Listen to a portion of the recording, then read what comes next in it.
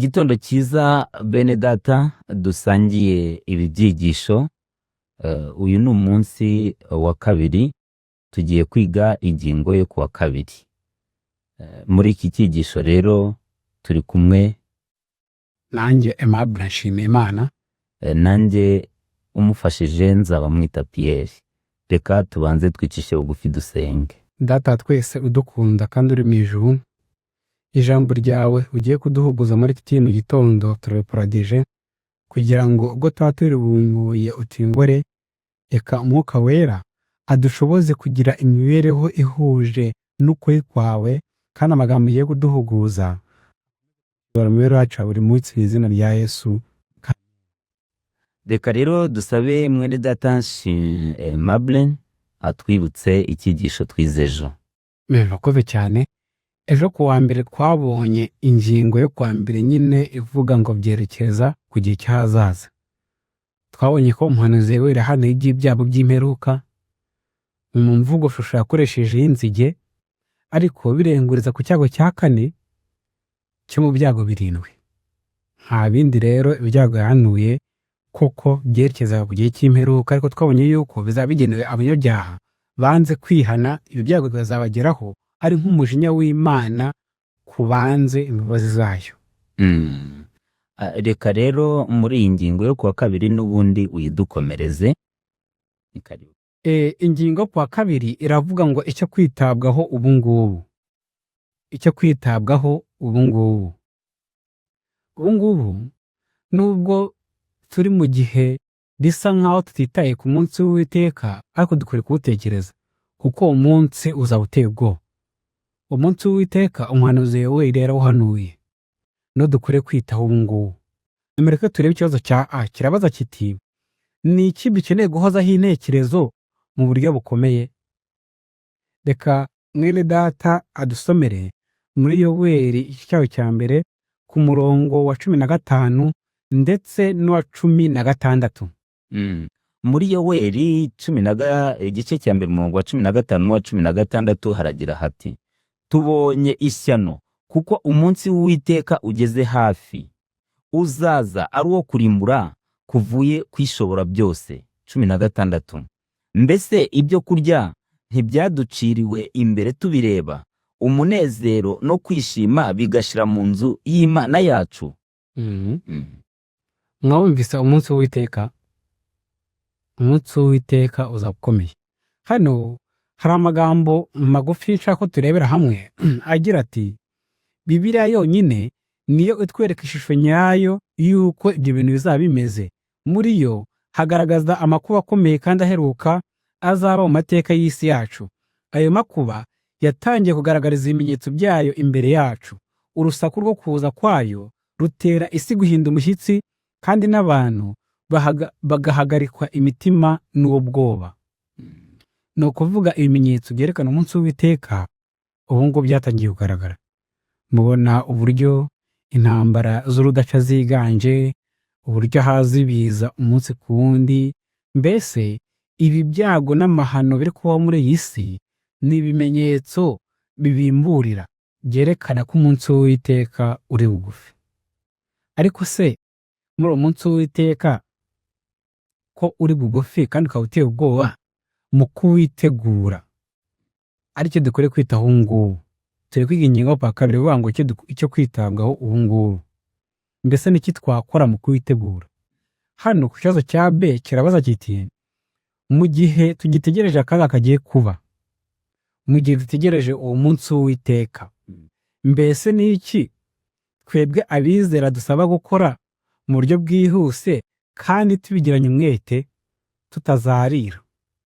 Namureke mwene data adusomere muri Yoweri igice cyaho cya mbere ku murongo wa 14, araturebera n'igice cya kabiri ku murongo wa mbere n'uwa 2. Muri Yoweri igice cya mbere umurongo wa 14 haratubwira amagambo meza. Haratubwira hati: mutegeke kwiyiriza ubusa, muhamagara iteraniro ryera, muteranye abakuru n'abatuye mu gihugu bose, baze ku rusengero rw'Uwiteka Imana yanyu, mutakire Uwiteka.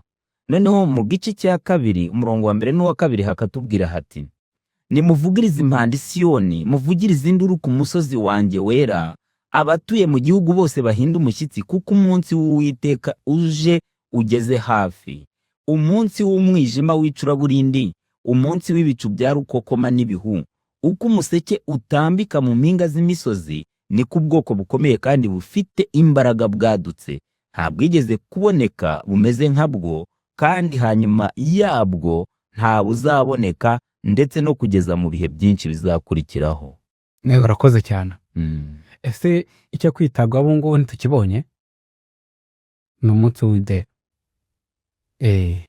Rero mbere y'uko dusoza iyi ngingo, niba n'abadukurikiye wahise bumva icyo dukwiye kwitaho ubu ngubu, yuko ari umunsi w'Uwiteka kandi ko uzaba ukomeye, kandi yuko ibimenyetso byawo ndetse n'impuruza ziwubimburira byatangiye kugaragara, ubu ngubu biriho.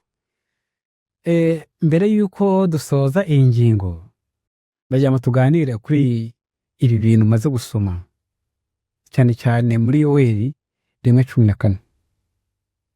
Dukwiriye kwitaho cyane mu gihe dutegereje uwo munsi w'Uwiteka. Usubiremo kugira ngo abadukurikiye bongere gutekerezaho neza. Umurongo wa 14 watubwiye ngo mutegeke kwiyiriza ubusa, muhamagare iteraniro ryera, muteranye abakuru n'abatuye mu gihugu bose baze ku rusengero rw'Uwiteka Imana yanyu, mutakira Uwiteka. Icya mbere, kwiyiriza ubusa. Dukwiye kwiyiriza ubusa ariko dusenga, mbega ugafata umwanya wo kwiyiriza ubusa urimo urereka Imana intege nke zawe, kuko buri mukristo wese, buri muntu wese harahagiye intege nke mu mico mbonera. Aho ngaho hakubera intaza, hakubera inzitizi yo kuba wajya no mu ijoro. Ukwiriye kwiyiriza ubusa ukahasengera, ukahereka Imana. Mu gihe turi kwitegura dutegereje umunsi w'Uwiteka. Icya kabiri kandi, uko urya munsi urushaho kwegereza, bahora bivuze mu Baheburayo, turushaho guterana kwera. Ntabwo twere kwirengagiza guterera hamwe n'abandi, guterana kwera, kwegera aho abandi bene data duhuje ukwizera bari, tugaterana amagambo, tugaterana umwete ku magambo y'ibyiringiro. Dukwiriye kurushaho kubikora uko urya munsi urushaho kwegera. Kandi nanone ugeze kubisoma yuko dukwiriye kuvuza impanda. Ku gice cya 2 ku murongo wa 4 ugeze kubisoma. Dukwiriye kuvuza impanda, ukavuza impuruza, ukabwira bene so, bagenzi bawe, inshuti, abaturanyi, yuko Umwami Imana yacu ari bugufi. Yego. Nimucyo tugire imyiteguro mu kwitegura umunsi ukomeye w'Uwiteka, kuko nicyo kintu dukwiye kwitaho ubu ngubu. Hakindi warenzaho tugasoza? Icyo dukwiriye kwitaho ubu ngubu bakitubwiye ni ukugira umwiteguro, kwibwira ngo ndi umukristo ariko imibereho yawe idahamanya n'ijambo ry'Imana n'ukuri kw'Imana, nta kintu bizafasha ku munsi w'urubanza, kuri uyu munsi w'uburakari bw'Uwiteka. Umunsi w'Umwami rero uri bugufi, ariko tugira umwete wo kuwitegura, tutazatungurwa cyangwa se tukajaraja, ugasanga turi kujaraja dukubita hirya no hino nk'abadafite ibyiringiro. Uyu munsi rero ni wo wacu wo kwitegura, niko hano ijambo riri mu kutubwira, kandi noneho tukiteguza n'abandi. Mwitegure wenyine, ahubwo ukamenya ko n'abandi bakeneye uwo mwiteguro, ukavuza impanda, ukababurira. Yego. Urakoze cyane. Dusoreje aha ngaha rero ingingo y'uyu munsi yo kwa kabiri, avuga ngo icyo kwitabwaho ubu ngubu.